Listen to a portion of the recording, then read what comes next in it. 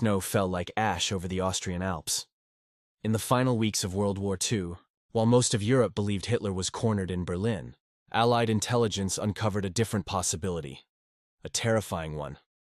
Deep in the mountains, hidden by forests and tunnels, German engineers were preparing a secret escape corridor. Trains were already moving high-ranking Nazis, gold, and seized documents toward a rumored last stand, the Alpine Redoubt, Hitler's mountain fortress plan. Only one route remained open, a single railway bridge, a lifeline of steel suspended over a frozen gorge. If that bridge held, the war could drag on for months. Nazi leadership could vanish into the Alps. Allied soldiers could die chasing ghosts. But if the bridge fell, a small team of Allied saboteurs, hardly more than shadows in the snow, was ordered to erase it. They carried no backup, no guarantee of escape, only a sack of explosives and a single sentence from their briefing: destroy the bridge. History will do the rest. They moved at night.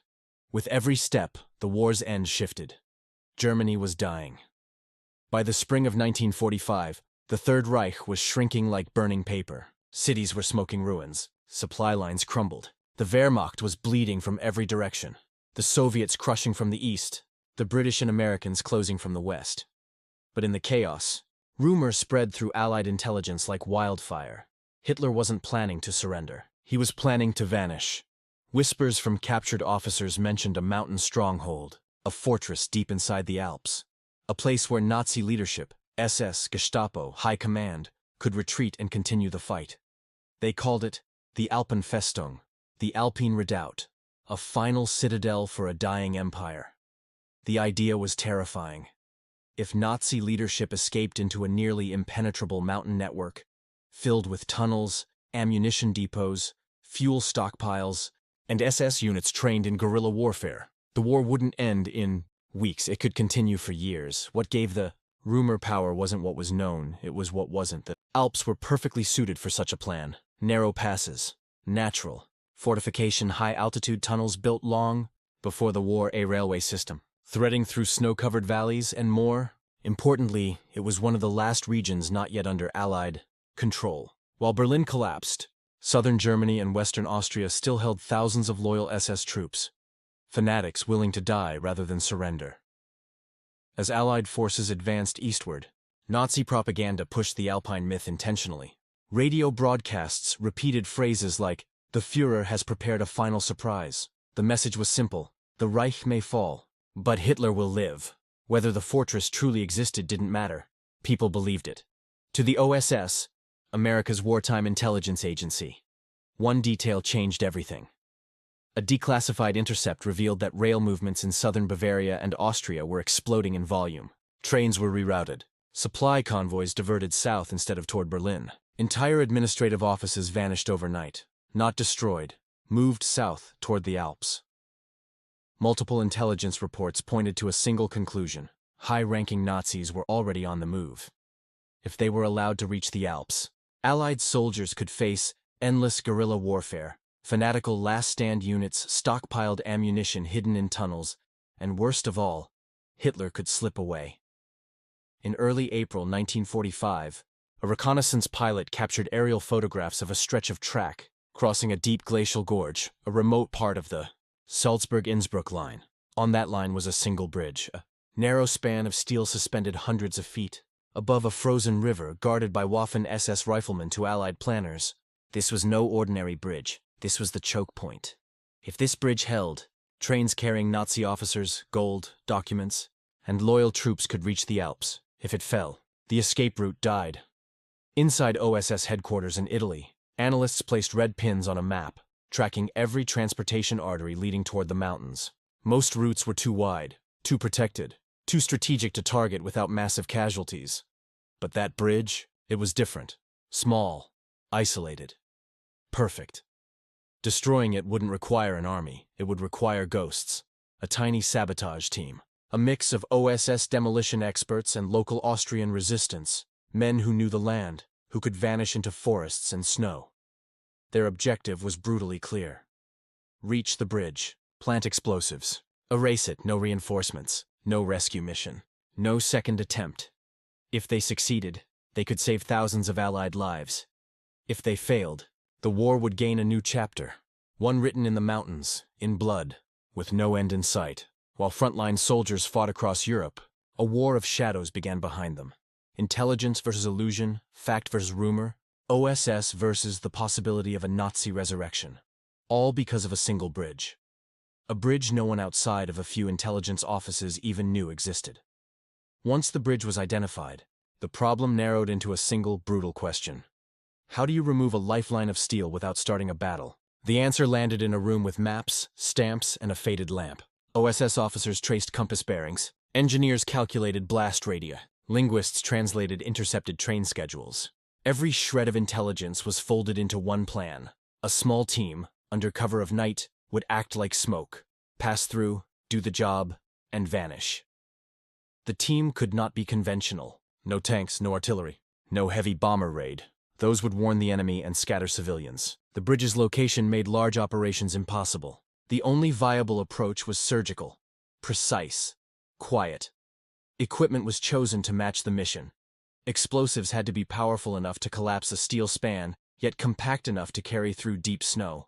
OSS ordnance officers recommended blocks of plastic explosive and shaped charges, weapons already in use by covert units across Europe. Time delay fuses and improvised initiators would allow the saboteurs to reach safe distance before detonation. Detonators were simple. Nothing fancy, nothing radio-controlled that could be jammed or traced. Intelligence arranged local support. Resistance networks in southern Austria had become elaborate by 1945. Farmers, railway workers, priests, and ex-soldiers moved information, food, and occasionally men. These networks were dangerous to join but indispensable.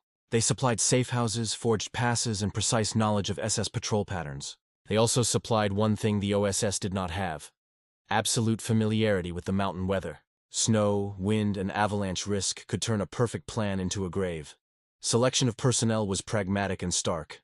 OSS demolition experts with experience in rail sabotage. Men who had spent months blowing rails in the Balkans and tearing up supply lines in Italy. Local guides who knew the forest routes and could read the land in the dark. Radio operators who could report back if anything went wrong. The final team was small enough to move silently, but skilled enough to improvise when plans broke. Rehearsals were brief and cold. Explosive charges were assembled in makeshift workshops. The team practiced under canvas, fingers numb from the cold, checking connections, testing timers. They studied aerial photos until roads and ridgelines became memory. They practiced loading charges into packs in near darkness. A single mistake could mean capture, and capture meant interrogation, then execution. Timing became a language of its own. Train timetables, though disrupted, still followed a rhythm. Night windows existed, short intervals when supply trains shuffled south.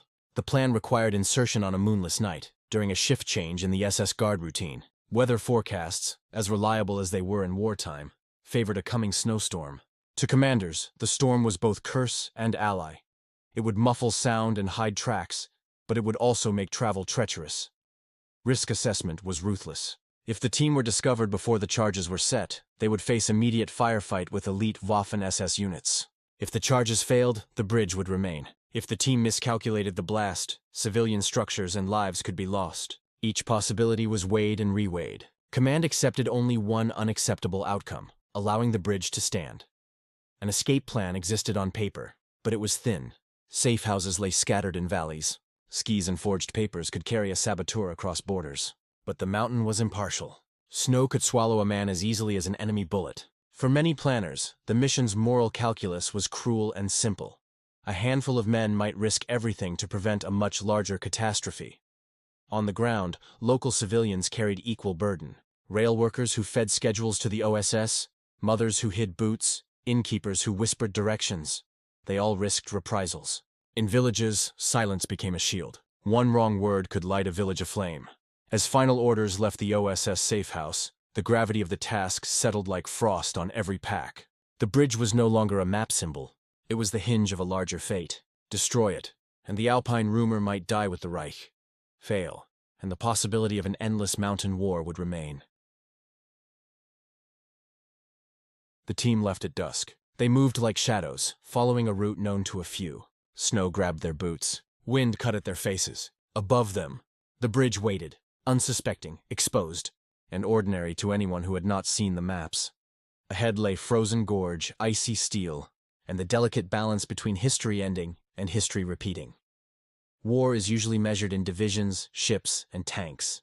This story is measured in footsteps. A sabotage mission reduces the gigantic machinery of war to human scale. It focuses attention on a handful of people who must do the impossible, translate strategy into action with nothing but skill, secrecy, and stubbornness. The OSS sent specialists for a reason. These were men trained to think like engineers and thieves at once. They understood metal and math. They knew how steel fails when a shaped charge finds its seam. They knew how cold eats skin and how the snow records every step. But technical skill was only half of what mattered. The other half was mindset. Saboteurs learned to embrace uncertainty. They worked with imperfect intelligence. They faced schedules that shifted. They carried tools for contingencies that might never occur. Their lives depended on improvisation. The local resistance supplied something less tangible and often more valuable: routes. Men and women who had lived under occupation for years knew pathways that never made it onto maps. They could read patrol routines by the way house lights flickered at night. They could tell by the behavior of a dog at dusk whether strangers had passed that morning. That knowledge, earned in hardship, was the quiet backbone of dozens of Allied operations in 1944-45. These networks also carried the moral weight of collaboration. For a villager, helping an OSS team meant accepting collective risk. German reprisals were brutal and swift. A single breadcrumb of suspicion could lead to torture or mass arrests, yet many chose to help anyway. That choice reframes heroism not as lone glory, but as communal sacrifice. On the night of the mission, nerves were taut. Hands worked in silence. Timers were set. Packs were tightened. Every team member bore a private ledger of what success and failure would mean. For some, success meant saving thousands of soldiers from a prolonged conflict. For others, success meant the safety of their families. For all, success meant surviving the mountain and returning to a world that was already changing faster than any of them could imagine. The human cost was obvious. Saboteurs rarely expected parades. They accepted that their deeds might be anonymous in history. Many such units were deliberately uncredited to preserve intelligence channels and protect surviving relatives. Yet anonymity did not make their choices less deliberate. Each action was argued against risk and necessity until only the mission remained. This angle also examines moral ambiguity. Destroying infrastructure in wartime is straightforward when the enemy uses it. But railways served civilians too. The planners weighed the possibility of stranded refugees, delayed food shipments, and the tragic chance of civilian casualties. The calculus was brutal. Sacrifice a bridge to prevent a potentially endless mountain war that might cost many more lives. Making such a choice required a particular kind of moral clarity, or grim calculus, among commanders. That moral clarity, conveyed down to a small team, demanded discipline and an iron acceptance of consequences. There is also a theme of resilience. The mountain does not negotiate. Snow buries paths, frost freezes fuses, wind erases footprints. Sabotage in alpine terrain required not just bravery but endurance. Men carried explosives on sleds and in leather packs. They insulated detonators from moisture. They scouted rock faces for the least visible approach. Each small adaptation reflected a larger truth. Victory often depends on mundane preparations. Waxed ropes, spare batteries, a pair of dry socks, as much as on grand strategy. Finally, the human angle connects to aftermaths both quiet and seismic. A collapsed bridge meant a single tactical victory. But for the men who planted the charges, it meant nights of sleepless waiting and years of memory. Some returned to their pre-war lives trying to put details aside. Others joined new intelligence services. A few never came back. For communities, the mission could mean liberation came earlier. For the wider war, it could mean an acceleration of collapse, a chain reaction where logistics fail, command unravels, and the illusion of a redoubt dissolves. Viewed up close, the sabotage mission is not an isolated act of violence. It is a concentrated human decision to reorder risk for a larger peace. It forces viewers to reckon with the trade-offs of wartime choice. It also gives the audience a human anchor. The hands that wired the charges, the eyes that watched the guard rotation, the feet that fled into white. Those hands, eyes, and feet become a lens through which the audience understands why a single bridge mattered. This is the place where the story's cinematic power lives. Big stakes rendered through small, precise acts. One fuse lighting in a pocket, one team moving like ghosts, one bridge falling into the dark. That contrast, enormous consequence from intimate action, is the human kernel of the mission. Strategy is usually imagined as a giant chessboard. Generals move armies, commanders shift divisions, politicians draw borders on maps, but sometimes Strategy shrinks to a pinprick, a single bridge. To understand why this bridge mattered, you have to understand one truth of warfare. Armies don't move without logistics. In the late stages of wwII, Germany was collapsing faster than it could adjust. The Wehrmacht still had millions of soldiers scattered across Europe. But the Reich's logistics system was disintegrating. Supply depots were cut off. Fuel trains vanished. Communications failed. But one route remained functional. A rail line, running south through Bavaria and into the Austrian Alps, straight toward the region where Allied intelligence believed the Alpine Redoubt could be formed. This was the emergency artery, not for supplies, for escape. High-ranking Nazi officials, many of them linked to war crimes, were attempting to relocate south, away from the Soviet front and into regions still controlled by SS fanatics. If they could establish a fortified administrative center in the mountains, negotiate with the West, and prolong resistance, the war could stretch into a fragmented insurgency. On paper, the concept was terrifyingly plausible. Mountain passes slowed armored divisions, artillery had limited reach. Aerial bombing was unreliable in bad weather. Even in 1945, guerrilla warfare in mountains was nearly impossible to eliminate without massive casualties. The Allies could not permit that future. The war had to end, decisively. The psychology of collapse, what made the bridge a strategic target wasn't just what could cross it, it was what the idea of crossing represented. For Nazi leadership, the Alpine Redoubt was more than a location. It was a psychological parachute. As front lines melted, morale disintegrated. Officers and administrators needed somewhere to flee.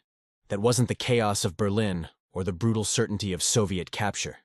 The Alps offered altitude, fortification, and the promise of time. Time to negotiate favorable surrender terms. Time to destroy incriminating documents. Time to escape justice. To prevent that possibility, the Allies needed to eliminate not just the route, but the hope behind it. Strategic destruction is not about breaking steel. It's about breaking will. Collapsing that bridge sent a message no propaganda could counter. There is no fortress left. There is no escape. When the line fell silent, resistance in nearby regions collapsed faster than any Allied assault could have forced it. Logistics, as destiny historian Basil Littlehart once summarized warfare this way: pound a line long enough, and it will break where it is weakest. The sabotage team wasn't just blowing up a structure. They were severing Germany's last logistical artery to the mountains. Without it, troops couldn't be concentrated. Supplies couldn't be stockpiled. Commanders couldn't regroup. A fortress without roads is just a prison built on a hill. When the bridge fell, the Alpine plan ceased to function. It became theater, a bluff exposed. The Allied planners understood something simple. A ghost plan dies when its lifeline does. Strategic ripple effect. The explosion caused a chain reaction. SS units south of Munich received no reinforcement. They began surrendering piecemeal, not because they lacked will, but because they lacked resupply. Logistical collapse accelerated strategic collapse. Command posts went dark. Messages stopped. Field commanders were left improvising without central direction. Fear replaced planning. Officers realized there was nowhere left to run. Not into the Alps, not into secrecy. Not into myth. Within days, intercepted communications showed a shift in tone. Not defiance. Resignation. Geography turned against the Reich. The Reich once saw the Alps as a last refuge, a natural fortress. Snow-covered ridges, narrow gorges, one-way tunnels. But mountains are double-edged swords. A fortress built into a mountain can protect you, but only if you can reach it. If the bridge was the gate, the mountains were the walls. When the gate fell, the walls became useless. The Allies didn't need to invade the Alps to win. They needed to isolate them. And isolation came from the work of a handful of men with explosives. No army, no division, no bombing campaign, just precision. Strategic brilliance lies in restraint. Military history is filled with examples of force being applied in maximum volume. Artillery barrages, tank assaults, carpet bombing. This mission was the opposite: minimal force, maximum impact. This type of operation reflects a deeper reality of war intelligence. The right small action can replace thousands of large ones. Destroying that bridge saved Timelab's entire campaigns. Had the Alpine Redoubt fully activated, Allied planners estimated an additional 3 to 6 months of mountain warfare. 6 months of trench lines dug into rock, attacks on narrow passes, avalanche-triggered operations, civilians trapped in crossfire. Instead, The war ended because a bridge disappeared, from myth to collapse. There is irony here. The Alpenfestung, the grand Alpine fortress, may never have been fully real.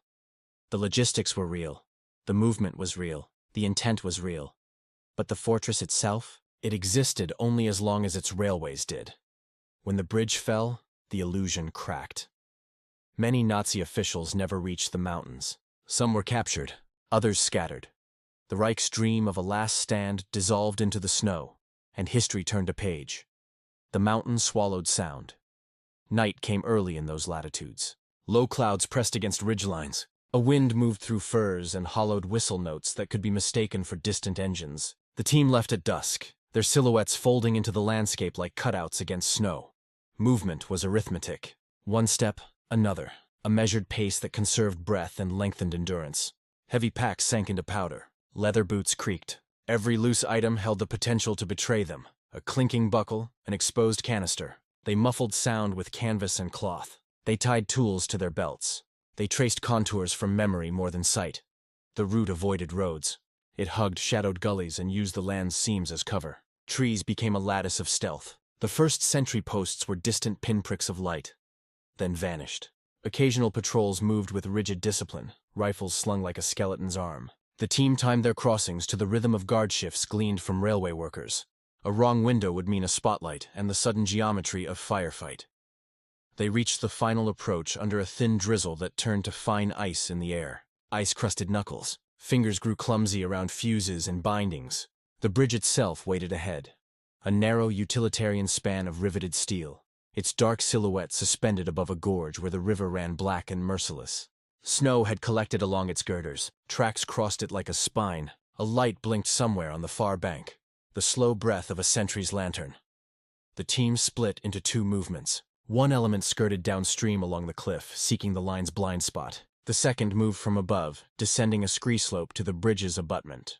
Both converged with practiced quiet. Each man knew his mark, where to place the shaped charges, how to thread detonation wires through snow and crevices, which rivets to weaken, which support plates would cause the span to fold inward when severed. Grease and cold fused on the metal. They worked with gloved hands, cutting metal ties and sliding explosive blocks into crevices designed decades earlier for expansion and contraction. The charges hugged structural choke points. Shaped charges were oriented to pierce load-bearing members. A miss would deform metal but not collapse it. Precision mattered like prayer. Outside, patrol patterns tightened. The sentry rotation was a metronome with uneven ticks. Conversations on the far bank were muffled by distance and wind. At one point, a train horn sounded in the valley. A low, ghostly note that could have been a doom signal or merely routine. The team's radios, kept for emergency, were silent between coded whistles. No transmissions, no flares. Only the slow, deliberate work of men with measured hands. A small human error crept in. A frozen fuse cap stuck for a breath too long. And for a heartbeat the mission hung on a filament. Hands worked the problem. Spare tools produced spare leverage. A detonation lead was threaded and doubled. Time became a tight thread pulled taut. Calculations that lived on drafting tables and in officer briefings now existed in the nervous system. Distance to safety, delay intervals on fuses, the speed of sound across gorge air. When the charges were seated, the team wired them in series and used a primary timer buried beneath a rock. Wires ran along ledges and snapped into the white. Each connection had been tested twice. An operator checked the polarity in the timer's wind. The primary plan favored a time delay small enough to avoid civilian trains, yet long enough to clear the area. Secondary failsafes existed in case immediate detection compromised the mission. A manual pull wire to an auxiliary charge that could be detonated from a hidden vantage if something went awry. Then they waited. Waiting in the heart of the enemy's supply line is a distinct existential taste. Wind gnawed at faces. Snow crept into collars. Breath fogged the air like small ghosts. Every creak of metal from the bridge became amplified. Every distant engine was a provocation. The patrols shifted with predictable discomfort. A lantern passed overhead on the far bank, then another. Footfalls came near but kept to their established paths. The team watched through binoculars and through bones. They counted heartbeats, as if they could be deployed as ammunition. At the appointed time, the first fuse ticked. It was a small civilized sound, mechanical, immemorial. The delay unwound. Instructors had rehearsed this cadence with blank charges until the motion became muscle memory. The secondary pull remained untouched, a contingency that matched the moral rigidity of their orders. One shot, one chance. When the primary fired, the shockwave traveled the gorge with geometries of thunder. Snow lifted in a white bloom. Steel screamed short and high. The bridge buckled like a spine broken at its center. Sections collapsed inward. Girders tore free and fell into the black mouth of the river. The train tracks, the artery of the supposed escape, now dangled useless threads.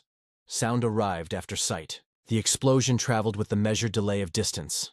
First the flare of light, then the pressure wave, then the deep, rolling echo that moved down the valley like a judgment. The blast lit the clouds. Sparks rained. Snowfall momentarily turned incandescent. The sentry lanterns flared and blew out in the blast's breath. Above the crush, a staccato of shouts erupted. The first sharp evidence that the mission had been discovered. The team melted into carved routes already planned. They retraced their deer paths up gullies and through drifts. Snow consumed boot prints. Wind rewrote maps. Behind them, the river swallowed the sound down into a darkness that made the night feel older. They had minutes, maybe less. In training, they had calculated the enemy's reaction time. Reality moved faster. Gunfire mixed with alarm bells. Searchlights began their slow centrifugal sweep in the valley, carving arcs of white that brushed treetops and rock faces. The team used a hidden ravine to break sightlines. They moved like ice through water, steady, held together by resolve and the cold friction of concentration. As dawn approached, the valley's shape changed. Smoke rose. Voices multiplied into commands. The bridge, once the quiet geometry of steel and purpose, lay in ruins, its silhouette reduced to jagged teeth. The mission had succeeded in its core objective. The immediate risk remained immense. Men who would later be hailed in secret awards now kept their names out of headlines. They continued to move away from the gorge, into forests and toward safe houses, while alerts and investigations began to untangle the event. History, in that instant, pivoted on a few seconds of fire and a long night of discipline. The bridge had been erased. The route to the mountains, for that moment, had been severed. What remained was not the sound of victory, but the long, hollow echo of consequences. For the team, for the valley, and for the war. The blast did not end the danger. It only announced it. Alarms cut through the valley like knives. Rifles barked. Searchlights carved the dark into strips of terror. The Waffen-SS moved with the terrifying efficiency of a force that considered every mountain a fortress and every outsider a traitor. Men the saboteurs had hoped to elude now poured into the ravine, boots stamping snow into churned black with the urgency of a hunt. Pursuit is a different geometry from planned movement. Training teaches how to get in. It teaches less about how to get out when the world rearranges itself. The team's escape routes were contingency routes on paper, tight and narrow by design. In practice, they became gauntlets of risk. Narrow gullies that could be jumped by a single alert sentry, riverbeds that choked with ice, and wooded slopes where a rifle glint could mean the end of a man's path home. A small group of hunters found a track. The scent of human passage, a broken branch, an out-of-place footprint, led them like a living map. For one team element, contact was sudden. A burst of gunfire, a shouted command, the rapid geometry of men taking cover behind boulders. The firefight was close and brutal. The saboteurs had trained for concealment, not for standing. And trading rounds. They returned fire only to create space for withdrawal. Lives were gambled for seconds. Seconds bought distance. Not all escaped. In the crush of that early morning chaos, a few members were taken. Capture in those hours often meant more than personal fate. It threatened entire networks. Interrogation under SS custody was a terror of its own, and repercussions spread outward. Villages that had supplied bread and boots feared reprisals. Safe houses emptied as alarms spread. Men who had whispered times and routes found themselves under watch. The moral cost that the planners had counted in calculus now turned human. Families would face suspicion. Friends would be questioned. Livelihoods would be endangered. Yet escape also carried small, intense acts of improvisation. A radio operator, abandoning a pack, ripped open an antenna and fed its cable into a snowdrift to act as a decoy. A guide, bleeding from a frozen cut, abandoned boots to float silently over a field of ice-crusted grass. Someone left a deliberately false trail, a staged pattern of prints leading off the ridge to dead-end gullies. These were the small deceptions that turned hunters into confused searchers and bought precious hours. By dawn, the valley was a theater of conflicting sounds. Barking orders, distant artillery echoes, and the soft, relentless rasp of snow underfoot. The SS conducted house-to-house sweeps in nearby hamlets. Men with no ties to the mission found themselves questioned at dawn by officers who considered every civilian a possible collaborator. The cost of victory, for local people, could be immediate and brutal. Meanwhile, in the chaos of the valley, salvage crews and military engineers moved toward the wreckage. They counted damaged girders and surveyed the collapsed abutments. For the enemy, the bridge's fall was a shock that required rapid adaptation. Alternate routes, emergency ferrying of personnel, improvised mountain passes. For the Allies, the explosion's tactical success now needed a strategic cover story. The operation had to remain deniable in public while its effects were absorbed behind the scenes. In the days that followed, intelligence exploitation became urgent. Search teams combed the ruins and surrounding tracks for anything that might offer insight. A fragment of a timetable, a soldier's discarded note, a charred document. Sometimes the aftermath yields the most direct evidence. A torn manifest, a half-melted ledger by the riverside. Other times the victory is quieter. Enemy commanders reroute trains, alter plans, and the movement of men and material slows without any public announcement. Planners read those changes like tea leaves, watching for the ripple effect the demolition was meant to produce. What the immediate aftermath could not avoid was human blame. Commanders on both sides sought answers. The SS demanded reprisals. Local collaborators were rounded up. Yet reprisals often failed to find the true architects of the sabotage. The very smallness of the operation, its reliance on local knowledge and silence, made attribution slippery. Denial and ambiguity became part of the mission's armor. Across the front, the psychological effect was tangible. Word of the bridge's destruction moved quickly through both military and civilian channels. For Nazi officials, the fall of a crucial artery pierced a fragile optimism. It signaled that engineering and geography could no longer be relied upon to save plans built on desperation. For Allied planners, confirmation that the line was severed brought a rare and measured relief. The logistical thread that might have led to a prolonged mountain struggle had been cut. But tactical success does not erase the cost. Prisoners remained in enemy hands. Villages lived in fear of retribution for weeks. Quiet awards and internal commendations circulated within intelligence communities, acknowledging a mission that on paper had saved lives and time, but at a price borne unevenly by the men who carried the charges and the civilians who sheltered them. The valley's night became a ledger of consequences. Tracks were buried by fresh storms. Snow hid footprints, and with them small proofs and scars. Men who had moved like ghosts disappeared back into a continent reshaped by conflict. The bridge no longer connected places. It connected events. Its fall set in motion decisions, surrenders, and a shifting of the war's tempo that would be felt in command rooms and on distant front lines. When historians later reconstructed the moment, they emphasized both precision and cost. A mission executed with technical mastery and shadowed by immediate human peril. The bridge had been erased, but the memory of that night, its tension, its moral compromise, its swift and uncertain aftermath, remained stubbornly present. Morning revealed what night had concealed. Where a steel bridge had once stretched confidently over the gorge, there was now only a brutal absence. Twisted metal hanging like broken ribs from the cliffs, deck plates buried under snow and river ice, black smoke still curling upward in thin, exhausted tendrils. The railway that had been a lifeline to Hitler's Alpine escape plan was gone, and with it, something else disappeared. The illusion of control. In the Nazi command post nearby, disbelief turned to panic. Logistical officers unfolded new maps with shaking hands. Their carefully arranged arrows, columns of trains, convoys of staff, crates earmarked for evacuation into the Alps, suddenly stopped at an empty white space. They had planned for bombardment. They had prepared for retreat. But they had not prepared for erasure. A bridge can be guarded. A bridge can be repaired. But a missing bridge, especially one suspended over a gorge in winter, was a different catastrophe entirely. Mountain engineers surveyed the wreckage and realized the truth. Rebuilding would take weeks. The Reich did not have weeks. Men who had boasted about holding the high ground now whispered about being trapped by it. The Alpine Redoubt, the grand final sanctuary that propaganda had promised, now looked like a cage. Intelligence cables across Europe vibrated with new urgency. From London to Washington, analysts read intercepted German transmissions and studied the sudden surge of frantic orders. Rerouting trains, canceling scheduled evacuations, abandoning the transfer of sensitive documents. The Allies saw something rare: chaos. A simple demolition had forced a strategic pivot. Reports from resistance networks in the Alps confirmed it. Units headed for mountain strongholds were redirected back toward collapsing fronts in Bavaria and Austria. Instead of forming an impregnable national redoubt, the Nazis were now reinforcing battles they were already losing. The war had shifted from delay to collapse, and all because one bridge no longer existed. Meanwhile, the saboteurs who survived watched the aftermath from silence and distance. They could not celebrate. Some teammates had not returned. The operation that looked clean on a planning table had left invisible.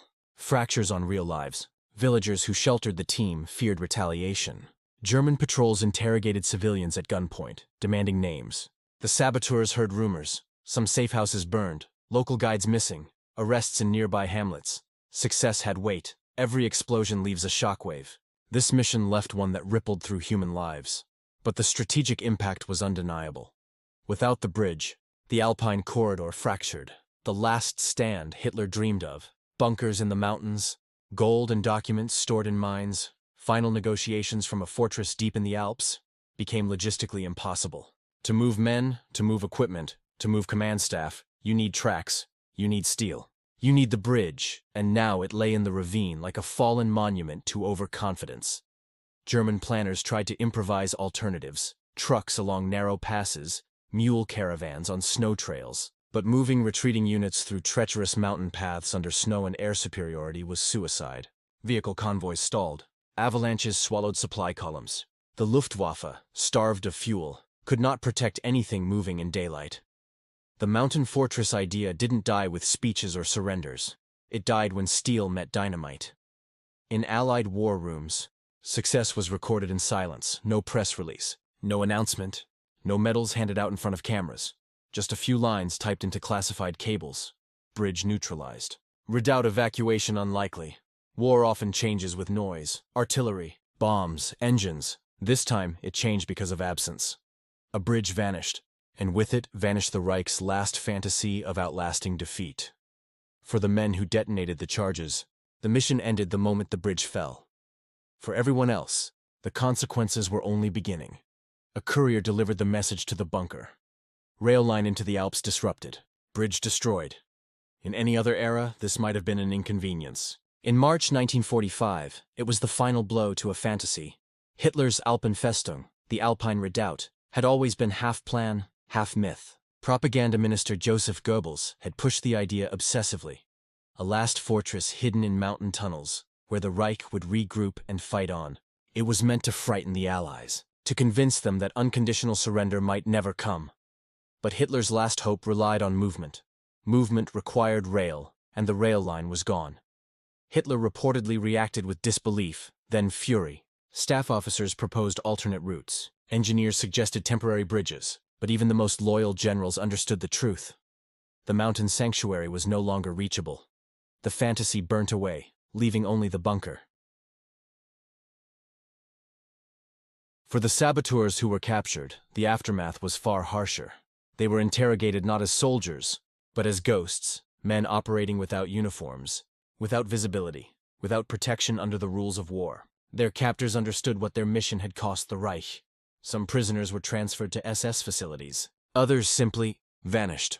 No citations record their final hours, only the absence where their names should be, and yet their silence held. Even under interrogation, even under fear of execution, no captured team member revealed safe houses or local contacts. In this way, they continued the mission long after the explosion. The bridge collapsed in seconds. Their resolve endured for weeks. The villagers who had helped the team paid a quieter price. The SS could not rebuild the bridge, so they tried to rebuild their pride, which meant cruelty, random searches, interrogations at dawn. Families pulled from homes to clarify loyalties. Some villagers smuggled bread to prisoners. Others pretended not to know anything. In one hamlet, the parish bell was rung twice, a signal that SS patrols had left the valley and it was safe to breathe again. History books record bridges, sabotage, and troop movements. They do not record the woman who hid a radio operator's dog tags under her floorboards. But that, too, was resistance. A different kind of courage, quiet, anonymous, and dangerous. The war did not end because of the explosion, but it accelerated. With the Alpine corridor cut, German command fractured. Gold convoys rerouted and disappeared. Evacuation trains were cancelled. Elite SS units stayed trapped in Bavaria instead of reinforcing Austria. The redoubt collapsed without a fight, not because it was defeated, but because it became logistically impossible. The explosion shortened the war. That didn't show up in headlines. It showed up in body counts. Every day the war ended sooner meant fewer letters to grieving families. After the war, the mission slipped into classified history. No medals were issued publicly. No speeches honored the fallen. Unlike battles with thousands of soldiers and roaring artillery, sabotage leaves no visible monument. The only proof that something happened is the absence of what should be there. A missing bridge, a cancelled escape plan, a myth dissolved. Historians later pieced together the operation from scattered documents, decrypted intercepts, OSS reports, Swiss intelligence summaries. They now agree on two things. The Alpine Redoubt did exist as a plan, if not a finished fortress. That plan died the moment the bridge disappeared. The mission was not cinematic. It was precise, not loud, but final. In the end, the men who survived returned home with nothing to show. No cameras waited at airports. No parades rolled down boulevards. They carried the war the way one carries a scar, beneath clothing, beneath silence. Their success was measured not in glory, but in the wars that never happened because of what they prevented. A longer Alpine campaign. A German final stand in the mountains. More names carved into marble. Sometimes history ends not with a victory, but with a removal, a bridge erased, a myth erased, a future of dead soldiers erased. Not all victories roar. Some arrive in silence, marked only by absence. The bridge that once spanned the gorge in southern Austria no longer existed. No photograph captures its fall. No medal commemorates the men who carried explosives across snow and ice. Yet that absence reshaped history. A plan that could have prolonged a dying war, that could have given the Reich one last refuge, was erased in a single night of careful, perilous precision. War is measured in lives lost, cities burned, and battles won. But it is also measured in decisions unseen, in sacrifices anonymous, in courage that leaves no signature. The OSS team and the local resistance risked everything to sever a lifeline. Their success was invisible to most, yet it saved countless lives by preventing a prolonged struggle in the Alps. The mission reminds us that history is often changed not by grand armies or famous generals, but by the choices of small groups acting with discipline, knowledge, and moral clarity. The weight of one decision, a fuse lit in darkness, can ripple across continents and alter the fate of nations. And yet, that victory carried cost. Civilians faced reprisals. Some operatives never returned. The bridge's destruction was a triumph of strategy, but also a reminder of war's human toll. Every act of courage leaves shadows behind. Today, the gorge is quiet. Snow still falls. The river moves beneath where steel once held. Travelers cross modern bridges and walk roads built long after the war. Few remember the night a small team of men, ghosts in the dark, changed the course of history. In the end, their victory was not celebrated with parades or headlines. It was measured in lives preserved, in wars shortened, in peace quietly won. Sometimes, the most profound victories leave nothing behind, except the memory of what might have been.